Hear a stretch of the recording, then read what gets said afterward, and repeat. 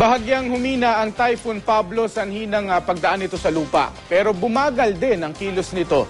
Ibig sabihin, mas matagal rin ito magdadala ng pag-ulan sa Mindanao. Alamin po natin kung hanggang kailan mananalasa ang bagyong Pablo sa bansa.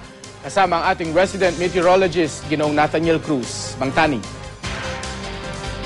Mark, base sa pagtataya ng Pag-asa, kasalukuyang nasa layong 70 kilometers sa timog ng Tagbilaran City, 95 kilometers sa timog silangan ng Dumaguete City, ang sentro ng Typhoon Pablo. Nakalis na sa lupa ang bagyong Pablo at kasalukuyang nasa dagat, kaya naman posible pa itong lumakas sa mga susunod na araw. Sa ngayon, dala nito ang lakas ng hangin aabot ng 160 kilometers per hour near the center at bugsong aabot sa 195 kilometers per hour. May bilis itong 20 kilometers per hour at kumikilos pa Kanluran, Hilagang Kanluran. Base sa storm track ng Weather Central, tutungo ito sa Sulusi at doon posibleng muling mag-ipon ng lakas. At kung hindi magbabago ang galaw, posible itong maglandfall dito sa May Palawan sa araw ng Miyerkules. At may posibilidad naman na lumabas ito ng ating Philippine Area of Responsibility sa Linggo.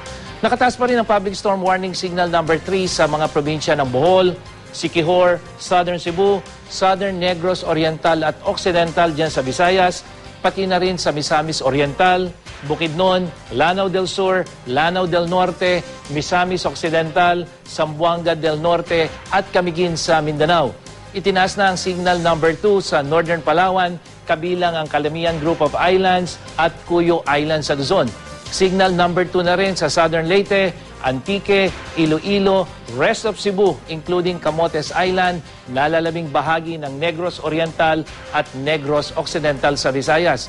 Pati na rin sa Surigao del Norte at Sur, Dinagat, Agusan del Norte at Sur, kasama ang Davao del Norte, including Samal Island at Compostela Valley, North Cotabato, Zamboanga del Sur, Zamboanga Sibugay, at Maguindanao. Signal number 1 naman sa natitirang bahagi ng Palawan dyan sa Luzon at sa Aklan, Capiz at Leyte, including Biliran dyan sa Visayas.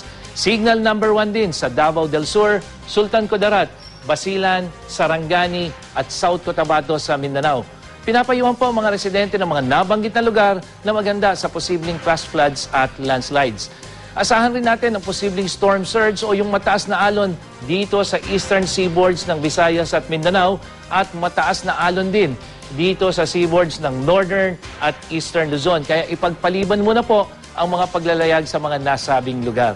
At para sa iba pang detalye, bisitahin ang GMA Weather webpage at Facebook page. Ako po si Nathaniel Cruz para sa I Am Ready, serbisyong totoo ng GMA News.